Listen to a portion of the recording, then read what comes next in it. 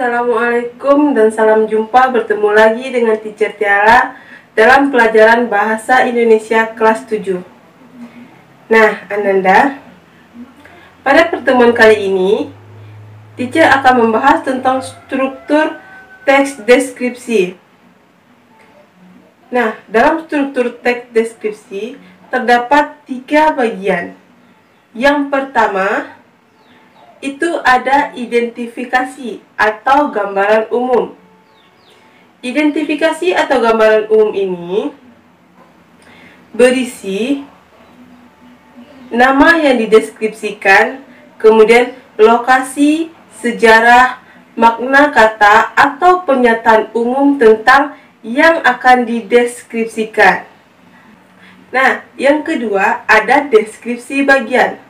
Nah, deskripsi bagian ini berisi perincian objek, tetapi ditulis atas pernyataan subjek dari penulis. Nah, baik yang dilihat penulis ataupun yang didengar oleh penulis, dibuat atau ditulis di dalam deskripsi bagian ini. Nah, yang ketiga atau yang terakhir itu ada kesimpulan atau kesan. Di dalam kesimpulan atau kesan ini berisi kesimpulan kita tentang isi teks deskripsi atau kesan kita tentang isi teks deskripsi tersebut. Nah, itu tadi 3 struktur teks deskripsi. Nah, untuk deskripsi bagian dapat dikembangkan melalui 4 pola pengembangan. Nah, yang pertama, deskripsi bagian berdasarkan ruang. Jadi, berisi perincian suatu objek berdasarkan ruang yang dilihat. Nah, misalnya penulis ingin mendeskripsikan bagian dari bentuk pintu masuk, pintu tengah, atau pintu belakang. Nah, dalam deskripsi pengembangan melalui ruang ini, penulis bisa juga menyebutkan nama-nama ruangan dan ciri-ciri ruangan tersebut. Nah, yang kedua, deskripsi bagian berdasarkan anggota bagian-bagian objek. Nah, deskripsi bagian berdasarkan anggota bagian-bagian objek ini berisi perincian bagian-bagian yang ingin dideskripsikan. Nah, misalnya ingin menggambarkan pantai. Jadi kita deskripsikan bagaimana bentuk bibir pantai, bawah laut pantai, dan lingkungan di sekitar pantai tersebut. Nah, yang ketiga, deskripsi bagian berdasarkan proses berlangsungnya. Nah, berisi perincian mulai dari awal, puncak, dan akhir dari peristiwa tersebut atau proses tersebut. Nah, misalnya penulis ingin mendeskripsikan sebuah pementasan.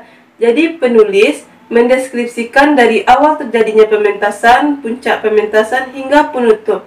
Dia mendeskripsikannya secara menyeluruh. Yang terakhir atau yang keempat, deskripsi bagian berdasarkan pemfokusan. Nah, yang ini berisi perincian yang paling disukai oleh penulis tersebut. Nah, misalnya penulis menyukai ruangan perpustakaan. Nah, dia menyukai di bagian ruang bacanya.